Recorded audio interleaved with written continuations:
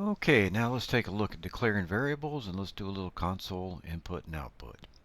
Okay, you see here I have my variable equal Fred, and I'm going to echo it out to the console down here. Now you notice there's no space on either side of the equal sign, and that's important. Okay, run selected text. It says echo my variable Fred, and it does it. Now, if I change that a little bit,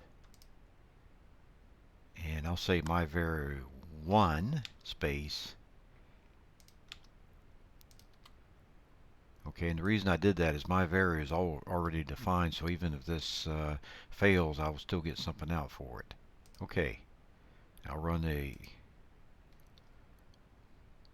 okay, and you notice it just sits there and kind of spits it out. It says I can't do that. And the reason it says I can't do that is because you put those spaces in. Now if I take the spaces out, and I can then run it, it thinks it's fine.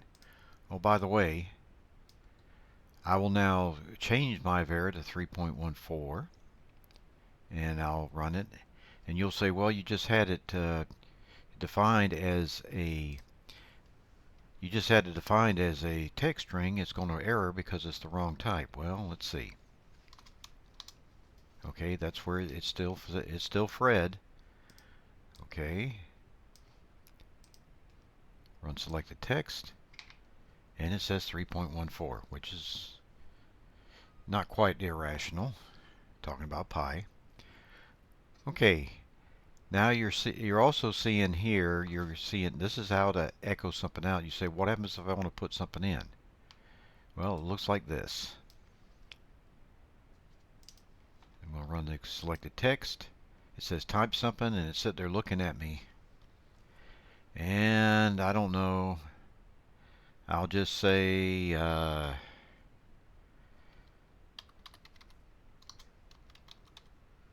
nope. Let's go down. Okay. Let's go back down. Let's go down here and say something. And it prints it out. So that is a prompt to ask it to do something. That's reading it in, and that's putting it back out to the screen. Another thing we'll look at really quickly here is we'll look at grouping code, and we'll find out that bash groups code. You can use parentheses or you can use brackets. If you use parentheses, you have a subshell. So it's kind of like a subroutine, and anything you declare in there gets forgotten as soon as it closes out. If you have braces, then it's in the current shell context. Now, if you notice if you have it in parentheses, you don't have a semicolon there. When you do have the brackets, you have to put a semicolon there, and that's the little things that can run you nuts when you're trying to debug your code. Okay, next thing we'll look at now is an if then else statement.